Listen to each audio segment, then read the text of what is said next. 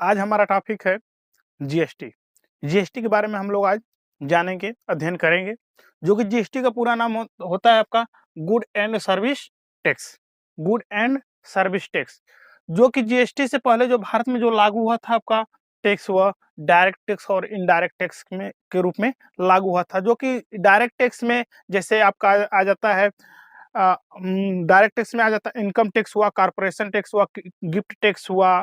ऐसे टैक्स जो थे आपका डायरेक्ट टैक्स में आते थे। और जो कि इनडायरेक्ट टैक्स में जैसे कि आपका कस्टम हुआ, एक्सरसाइज ड्यूटी हुई, आपका एक्सरसाइज ड्यूटी हुई, और इसका सर्विस टैक्स हुआ, सेल टैक्स हुआ, इत्यादि, वैट लगा हुआ, जैसे कि वैट है, ये सब आपका इनडायरेक्ट के रूप में आते थे। इनडायरेक्ट में क्या, जैसे कि कोई वस्तु हम खरीदते हैं किसी व्यक्ति से, तो उसके अंदर उसके वैल्यू में ही ऐड जो टैक्स होता था उसको कहते थे इनडायरेक्ट टैक्स। जो कि हम डायरेक्ट टैक्स होता था, जो कि हम किसी वस्तु के बदले हम टैक्स अदा करते थे, तो उसको कहते हैं हम डायरेक्ट टैक्स। जो कि भारत में अभी भी यह लागू है। जो कि भारत जो कहता है कि वन नेशन वन टैक्स, लेकिन ये आधा अधूरा ही सत्य है। पूरी तरह से हम इसको सत्य नहीं कह सकते हैं, क्योंकि भारत में इनडायरेक्ट टैक्स भी दे रहे हैं आज की डेट में, और डायरेक्ट टैक्स भी दे रहे हैं। जो कि पहले जो इनडायरेक्ट टैक्स जो था वह 17 प्रकार का था।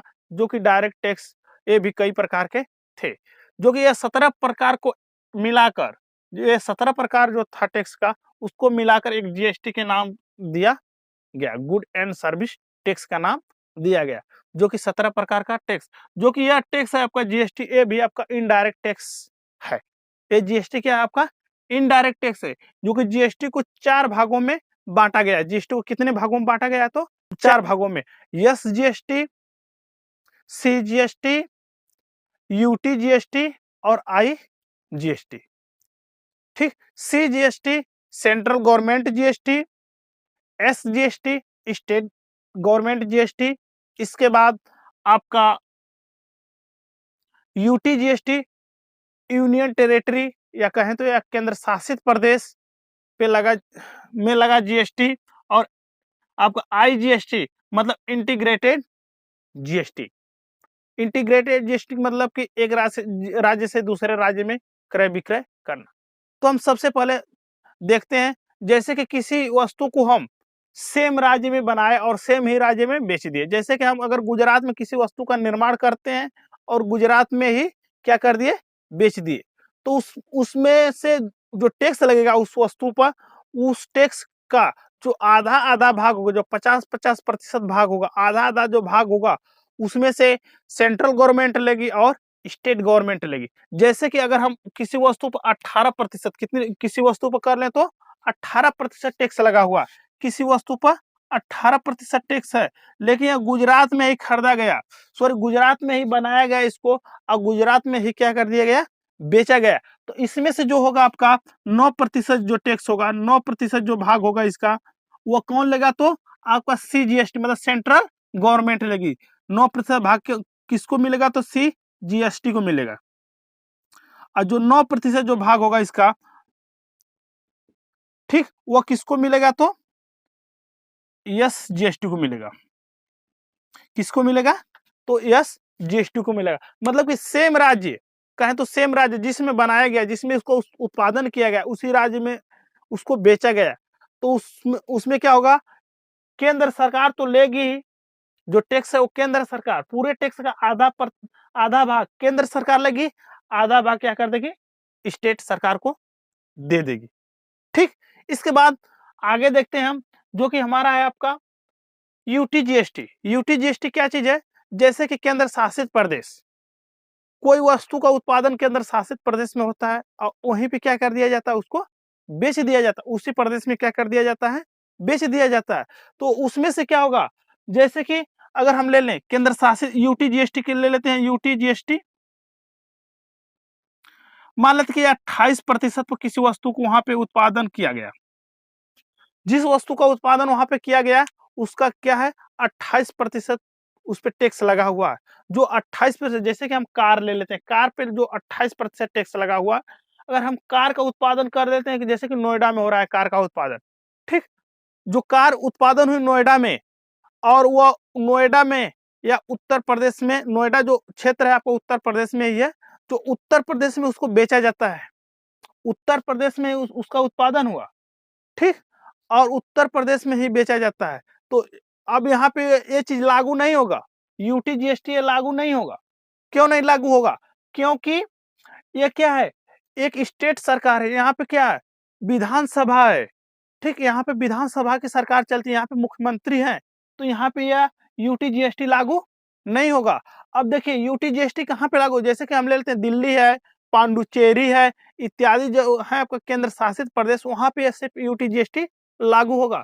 जैसे कि यूटी जीएसटी अगर ले लेते हैं दिल्ली, दिल्ली में कार का उत्पादन होता है और दिल्ली में वो कार क्या कर दी जाती है, बेच दी जाती है। तो अगर हम दिल्ली में इसको उत्पादन किए और दिल्ली में बेच देते हैं, तो इसमें क्या होता है कि सेंट्रल गवर्नमेंट इसका 14% जो भाग होगा वो कौन लेगा, तो आपका सीजीएसटी के अंतर्गत आ जाएगा, ठीक, किसके अंतर्गत आएगा, तो सीजीएसटी के अंतर्गत आएगा। और इसका जो 14% जो भाग होगा, कितना, 14% जो भाग होगा वह यूटी जीएसटी के अंतर्गत आएगा। यूटी जीएसटी जो है आपका सेम यस जीएसटी के तरह है, यूटी जीएसटी सेम किसके तरह है, तो ठीक है तरह है। तो आधा आधा भाग ये दोनों क्या करेंगे, बंटवारा कर लेंगे। तो हर भाग में, ये तीनों में सेंट्रल गवर्नमेंट जो आधा भाग लेता है। जैसे कि आपका है आपका IGST, integrated GST, integrated GST कहाँ पे लगाई जाती है, इसका कार्य क्या होता है, जैसे हम किसी वस्तु का उत्पादन गुजरात में किए, जैसे किसी वस्तु का अगर उत्पादन हम गुजरात में करते हैं, गुजरात में करने के बाद उसको यूपी में लाकर क्या कर दिए, बेच दिए, तो जो कंपनी लगी है वो गुजरात में लगी है, लेकिन बिक कहाँ रहा है, तो आपका तो यूपी में बिक रहा है।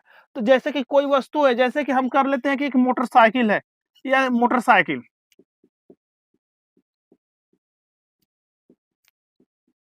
मोटरसाइकिल है, जो कि यह मोटरसाइकिल कहाँ, इसका उत्पादन कहाँ हुआ, तो गुजरात में।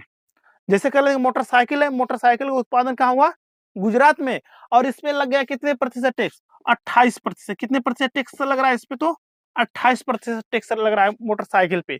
जो टैक्स लगा गुजरात से, गुजरात से उसको ट्रेवल कर कर उसको लाया गया यूपी में, यूपी में लाया गया, तो यूपी में लाया गया और यूपी में लाकर इसको मोटरसाइकिल क्या कर दिया गया, बेच दिया गया।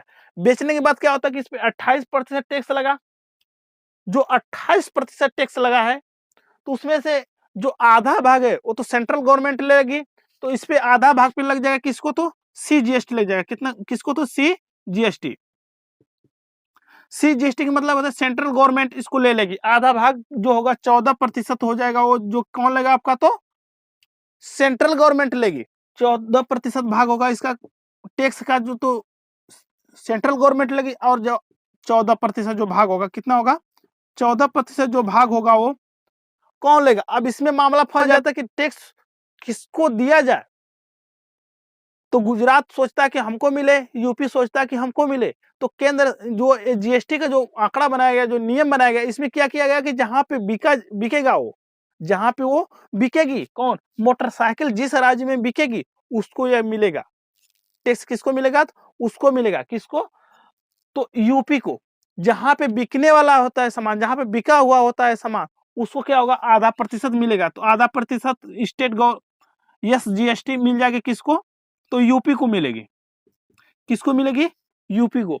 उत्पादन हुआ गुजरात में, बेचा गया यूपी में, जो टैक्स का आधा भाग लिया सेंट्रल गवर्नमेंट, जो आधा भाग होगा जहां पे वो वस्तु बिकेगी वह राज्य उसको लेगा, जो गुजरात को भी लाभ है। ऐसी बात नहीं कि लाभ नहीं है, क्योंकि वहां पे कंपनी स्थापित है, वहां का जो क्षेत्र है वो विकसित हो रहा है, वहां के मजदूर रोजगार पा रहे हैं, और वहां की कंपनी जो है कुछ लाभ कमा रही है, ऐसे उसको लाभ। तो दोनों को क्या कर दिया जाता है, बराबर किया जाता है, वैल्यू दोनों का क्या कर दिया जाता है, बराबर। ऐसा नहीं कि गुजरात सरकार उत्पादन भी करे और टैक्स भी अपने पास ही रख ले, तो क्या मिलेगा, बात है नहीं है। दोनों का क्या होता है, बैलेंस को क्या किया जाता है, बराबर किया जाता है।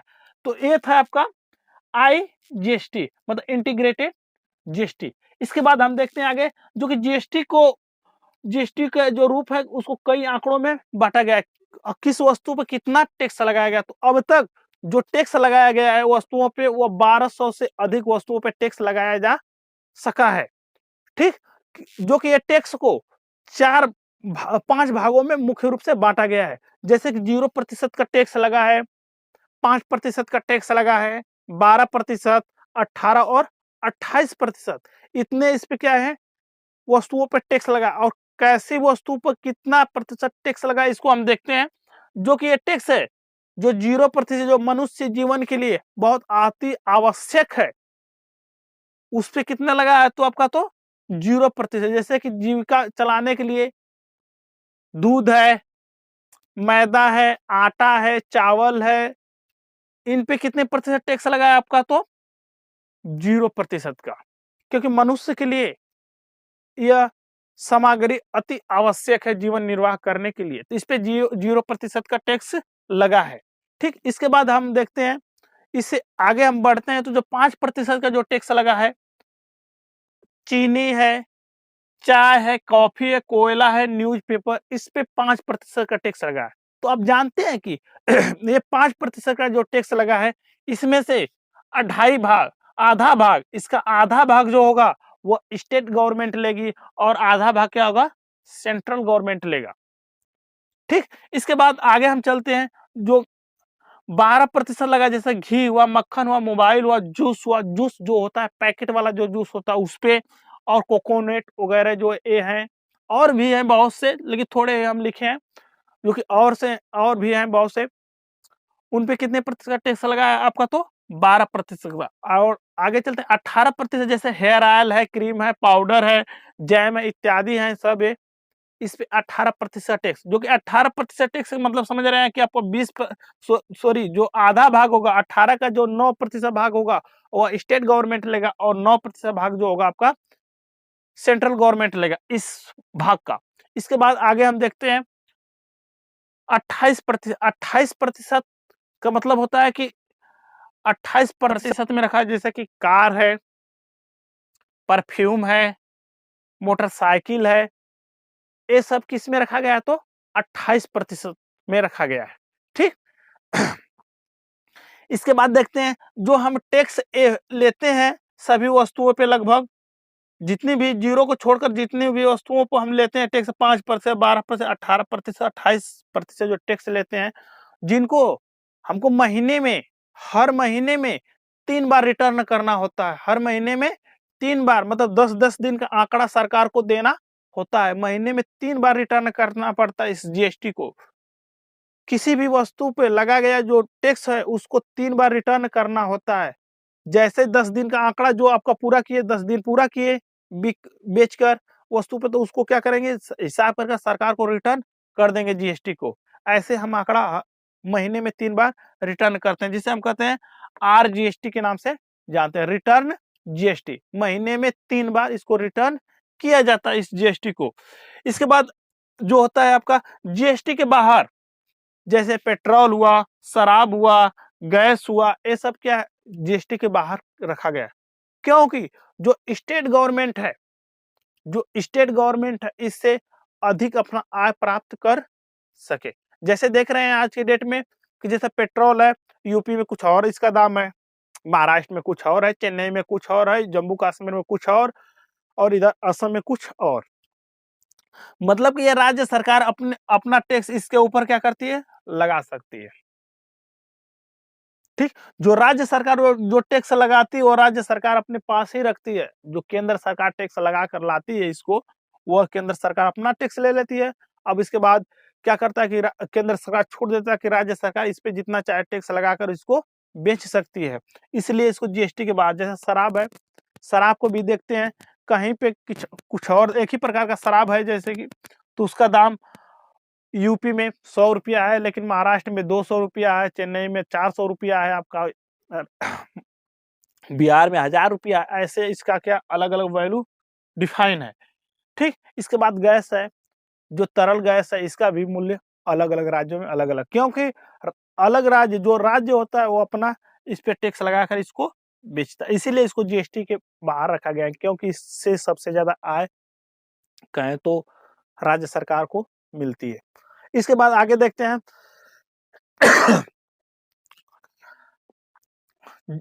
GST in. जीएसटी इन क्या है, आइडेंटिफिकेशन नंबर, इसका पूरा नाम है identification number, GST identification number. अब आइडेंटिफिकेशन नंबर क्या चीज होता है, इसको देख लेते हैं। जैसे कि हम रजिस्ट्रेशन कराने जाते हैं, जीएसटी पे करने के लिए हमको रजिस्ट्रेशन नंबर चाहिए। जो रजिस्ट्रेशन जो नंबर होता है वो 15 डिजिट का होता है। कितने डिजिट का होता है, तो 15 डिजिट का होता है। रजिस्ट्रेशन नंबर कितने डिजिट का होता है, तो 15 डिजिट का होता है, जिसमें से आगे का 2 अंक होता है। जो आगे का 2 अंक होता है वो स्टेट को दर्शाता है। आगे का 2 अंक होता है वह स्टेट को दर्शाता है। जो मध्य का 10 अंक होता है, जो मध्य का ये 10 अंक होता है, यह पैन कार्ड नंबर होता है। क्या नंबर होता है, पैन कार्ड नंबर होता है। और अंतिम का जो 3 अंक होता है वह कोडिंग, वो जो जीएसटी जो मशीन होती है उसको वह कोडिंग करती है अंतिम 3 अंक को। तो यही मुख्य रूप से ये 3 अंक जो होता है जीएसटी नंबर होता है। लेकिन अगर पूछे कि जीएसटी नंबर कितने डिजिट का होता है, तो 15 का, जो कि आगे का 2 अंक स्टेट को दर्शाता है, बीच का आपका पैन कार्ड नंबर होता है, और लास्ट का जो 3 होता है वही जीएसटी मशीन जो कोडिंग कर यूनिक कोड जो बनाकर आपको देती है। ठीक, हर वक्त एग्जामों में पूछा जाता है। अब बात फंसती है कि इनपुट जीएसटी और आउटपुट जीएसटी क्या होता है। इनपुट जीएसटी किसे कहते हैं और आउटपुट जीएसटी किसे कहते हैं, इसको हम देख लेते हैं। इनपुट जीएसटी कौन है और आउटपुट जीएसटी कौन है। जैसे कि हम किसी वस्तु को खरीद रहे हैं, जैसे कि हम किसी वस्तु को खरीद रहे हैं, जैसे कि किसी वस्तु, मान लेते हैं कि ये वस्तु है, इसका वैल्यू, वास्तविक वैल्यू 200 रुपया, कितने है, 200 रुपया है। इसकी वास्तविक वैल्यू 200 रुपये है, अंकित है इस पे 200 रुपये, लेकिन इस पे 10% हमको क्या करना है, आपका टैक्स देना। इस पे 10% हमको क्या करना है, जीएसटी देना है। तो हमको ये मिलेगी वस्तु कितने पे, हम कितने पे खरीद सकते हैं इसको, तो कितने का खरीद सकते हैं, 220 रुपये में इसको क्या कर सकते हैं, हम खरीद सकते हैं। 20 रुपये जीएसटी देने के बाद इसको हम कितने रुपए में खरीदेंगे, 220 रुपये में, जो कि हम इसमें जीएसटी 10% दे चुके हैं। फिर इस वस्तु को हम क्या करते हैं, सोचते हैं कि इस वस्तु को हम क्या करें, बेचते। अगर इस वस्तु को हम किसी अन्य व्यक्ति को बेचते हैं, जैसे हमारा बिजनेस है, तो बिजनेस में हम क्रय विक्रय करते ही रहते हैं, तो हम वो वस्तु को हम बेचते हैं, तो मान लेते हैं कुछ वस्तु पर हम दाम बढ़ाकर रख ले और तब बेचेंगे तो हमको लाभ होगा। तो हम दाम बढ़ाकर जैसे रख लेते हैं 250 रुपये, कितने, 250 रुपया दाम बढ़ाकर रख लिया हम 250 रुपया, और कह देंगे भाई इसका वास्तविक मूल्य है कितना, 250 रुपया, लेकिन आपको हम देंगे 10% जीएसटी इस पे ऐड है, 10% जीएसटी के साथ ही हम इस वस्तु को आपको हम देंगे। ठीक, इसको हम 10% जीएसटी के साथ ही हम इस वस्तु को आपको देंगे। तो 10% अगर हम इसका जीएसटी निकालते हैं तो इस पे कितना हमको देना पड़ेगा जीएसटी, तो 25 रुपया। तो इसका जो मूल्य हो जाएगा, इसका जो वैल्यू हो जाएगा, इसका जो वैल्यू हो जाएगा आपका किसका, जब हम वस्तु, किसी वस्तु को व्यक्ति को बेच दिए, वो व्यक्ति सामने वाले व्यक्ति को बेच रहा है। ठीक, अब वो भी तो बेचेगा किसी और को, तो वो भी क्या कर रहा है कि 10% क्या कर रहा है, उस पर टैक्स ऐड कर रहा है। जब 10% इस पे टैक्स ऐड करेगा तो वो कितने हो जाएगा आपका, 275 रुपया।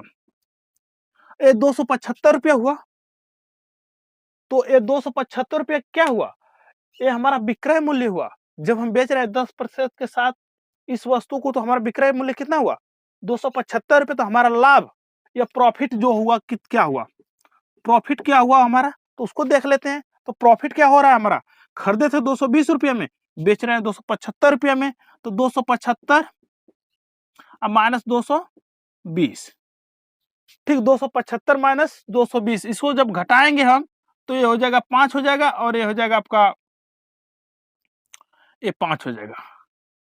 तो ये हमारा प्रॉफिट नहीं है, केयर करेंगे, ये हमारा प्रॉफिट नहीं है, क्योंकि अभी भी हम इसमें से पहले हम दे चुके हैं कितने, 20 रुपए जीएसटी के रूप में दे चुके हैं। ठीक, 20 रुपया जीएसटी के रूप में दे चुके हैं इसमें से, और आपका इसमें आपका 10% इस पे दिए हैं। तो हम सबसे पहले क्या कर लेते हैं, इसको क्या कर लेते हैं, आप घटा लेते हैं, जितना हम ऐड किए हैं उसमें से उसको क्या कर लेते हैं, घटा लेते हैं। 25 रुपये इसमें से क्या कर लिए हम, घटा लिए। जब हम इसमें से 25 रुपया घटाते हैं, यही हमारा जीएसटी है, जो कि इसमें से अब ये कितना है, 20 रुपये ये था पहले का, इसका भाग देख ले तो 20 पे पहले हम अदा कर चुके, इसको हम दे चुके हैं, जो कि शेष भाग बचा आपका 5 रुपया, जो कि ये 5 रुपया है, जो कि यही 5 रुपया आउटपुट जीएसटी के रूप में जाना जाता है। ये 5 रुपये किसके रूप में जाना जाता है? तो आउटपुट जीएसटी के रूप में जाना जाता है। और ये 20 रुपया जो इनपुट जीएसटी के रूप में जाना है, क्योंकि इनपुट के रूप में हम 20 रुपये पहले यहाँ पे कर चुके हैं।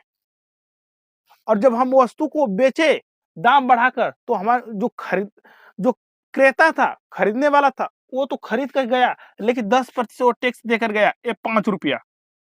जब ये 5 रुपया देकर गया तो इसको कहेंगे आउटपुट जीएसटी।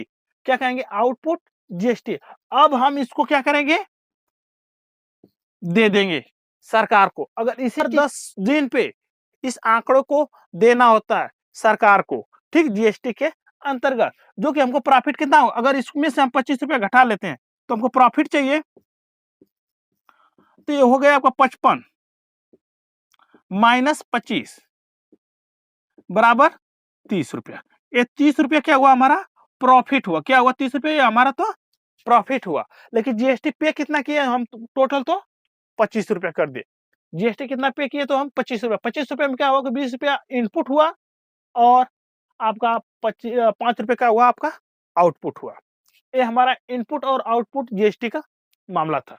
फिर इसके बाद हम देखते हैं जीएसटी एन। जीएसटी एन क्या चीज है? GST network, good and service tax network. एक क्या चीज होता है, इसको हम देख लेते हैं।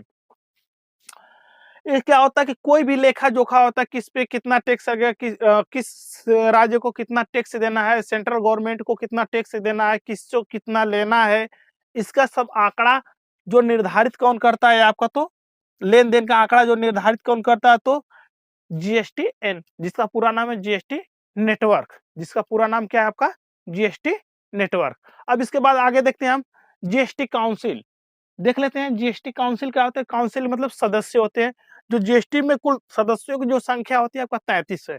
जीएसटी में सदस्यों की संख्या कितनी है? तो 33। 2 केंद्र से ली जाती है, सेंट्रल गवर्नमेंट से ली जाती है, 28 राज्य से ली जाती है, और शेष जो भाग हैं वो केंद्र शासित प्रदेश से लिए जाते हैं। और केंद्र शासित वो प्रदेश है जहाँ पे विधानसभा हो, वहां से एक एक व्यक्ति को लिया जाता है। जैसे कि वित्त मंत्री, एक वित्त मंत्री जो निर्मला सीतारमन है, उसके राज्य मंत्री जो अनुराग ठाकुर है, उनको लिया जाता है। तो इन दोनों को लिया जाता है आपका सेंट्रल गवर्नमेंट से। और राज्य के वित्त मंत्री जो 28 राज्य हैं, 28 राज्यों के वित्त मंत्री लिए जाते हैं। तो ये लोग 28 लोग हुए। फिर इसके बाद जितनी विधानसभाएं वाले केंद्र शासित प्रदेश, जैसे दिल्ली हुआ, पांडुचेरी हुआ, जम्मू और कश्मीर हुआ, ये विधानसभा वाले प्रदेश हैं। यहाँ से 3 प्रदेश से 3 लोगों को लिया जाता है, जो कि ऐसे इनकी संख्या कितनी हो जाती है आपका? तो 33। अब इनका कार्य क्या होता है? किसी भी वस्तु पे कितना जीएसटी लगेगा, उसका यह निर्धारण करने का कार्य करते हैं। कौन? जीएसटी सबसे पहले लागू कब हुआ? ठीक, सबसे पहले लागू कब हुआ, सबसे बाद में लागू कब हुआ, सबसे पहले लागू करने वाला राज्य कौन बना, तो इसको देख लेते हैं। जो कि सबसे पहले जो भारत में जीएसटी आया, केलकर समिति के सिफारिश पे जो भारत में सबसे पहले जीएसटी आया, केलकर के सिफारिश पे सबसे पहले भारत में जीएसटी आया। जो कि सबसे पहले लागू करने वाला जो राज्य था आपका असम था। जीएसटी को सबसे पहले लागू करने वाला राज्य कौन था? तो असम था। और सबसे बाद में जीएसटी को लागू करने वाला राज्य आपका जम्मू कश्मीर हुआ। सबसे बाद में जीएसटी को लागू करने वाला राज्य कौन सा हुआ? तो आपका जम्मू कश्मीर हुआ। जो कि राष्ट्रपति है, सबसे पहले लागू करने का आदेश कहाँ पे दिया था इसको? तो ट्रायल के रूप में कह सकते हैं, तो असम को दिया था 8 सितंबर 2016 को। जब राष्ट्रपति इसको लागू कराने में सफल रहा, कहाँ पे? असम में। तो इसको ट्रायल, ठीक। अब देखते हैं कि इसमें बात आती है कि किस संशोधन के अंतर्गत जीएसटी को लागू किया गया है और किस बिल के अंतर्गत ये जीएसटी को लागू किया गया है। तो इसमें लोगों को बहुत कंफ्यूजन रहता है। तो अब बिल देख लेते हैं और संशोधन देख लेते हैं। बिल और संशोधन, ठीक। तो इसमें बिल क्या होता है और संशोधन क्या होता है? जैसे कि कोई भी बिल जानते हैं, केंद्र से मतलब कि सांसद से कोई बिल आती है और उसको जो लागू किया जाता है, संशोधन किया जाता है, कैसे किया जाता है, ठीक। तो कोई भी बिल अगर मान लेते कि सरकार कोई बिल लेकर आती है, जैसे कि सरकार मान लेते हैं 100वां बिल लेकर आई,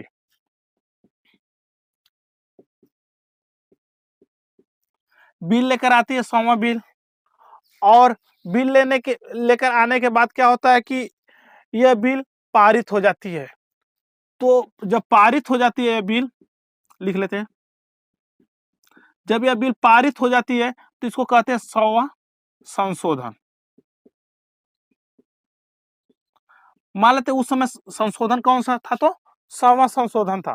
ठीक, जब कोई बिल आती है, ठीक, कोई बिल आती है, मान लेते 100वां बिल आया था और वह पारित हो गया, तो ये 100वां संशोधन हो गया। इसके बाद भी मान लेते बिल आई, 101वां बिल आ गई, 101वां बिल आई, वो पारित नहीं हुई, वो क्या हुई, फेल हुई, फेल हुई। तो इसमें क्या होगा, काउंटिंग इसमें नहीं होगा, तो इसमें काउंटिंग नहीं होगा, इसको छोड़ दिया जाएगा। फिर 102वां आ गई, बिल आई, ये भी फेल हुआ,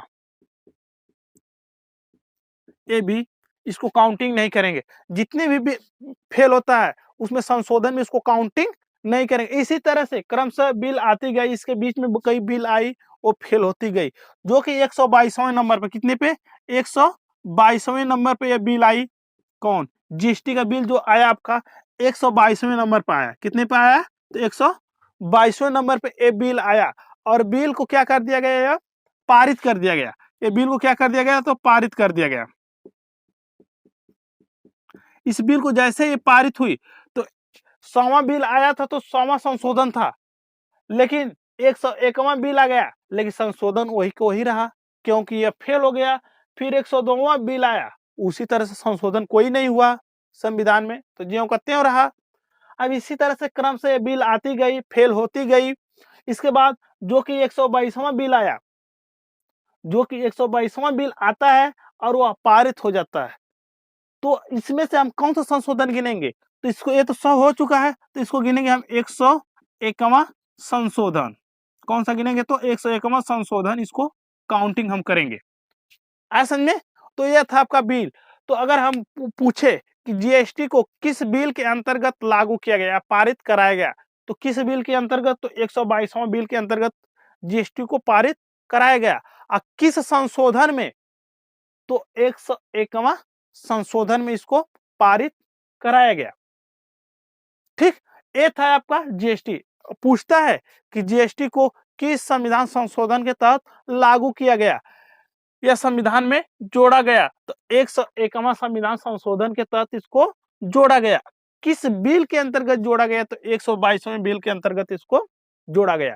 तो आप जान गए कि कैसे इसमें संशोधन होता, कैसे बिल पे बिल आती रहती है, फ्लॉप होती रहती है, लेकिन संशोधन ज्यों का त्यों पड़ा रहता है, लेकिन बिल क्या होता है, बढ़ता रहता है। जितना बिल आएगी तो बिल की संख्या क्या होगी, बढ़ती जाएगी, लेकिन संशोधन ज्यों का त्यों रुका रहेगा। जब तक वो पारित नहीं होगा तो संविधान में संशोधन नहीं होगा, तो संशोधन की संख्या बढ़ेगी नहीं। ये था हमारा जीएसटी, जो कि जीएसटी का जो मॉडल हम लोग लेते हैं, भारत में जो लागू किया गया है जीएसटी, यह आपका कनाडा के मॉडल पे लागू किया गया है, जो कि इससे पहले, सबसे पहले फ्रांस जीएसटी को लागू करने वाला कंट्री था, देश था। सबसे पहले फ्रांस आपका जीएसटी को लागू करने वाला देश था, जो कि भारत का जो जीएसटी है वह कनाडा के मॉडल पे आधारित है। तो ये था आपका भारत में लागू जीएसटी। ठीक, भारत में जो लागू है जीएसटी, ये था इसका आंकड़ा। और ऐसे हर वक्त इस टॉपिक से आपका एग्जाम में क्वेश्चन पूछे जाते हैं, जो कि अगर आप 1 से 2 बार इस वीडियो को देख लेते हैं तो आपको जीएसटी के बारे में पूरी तरह से जानकारी प्राप्त हो जाएगी। जय हिंद।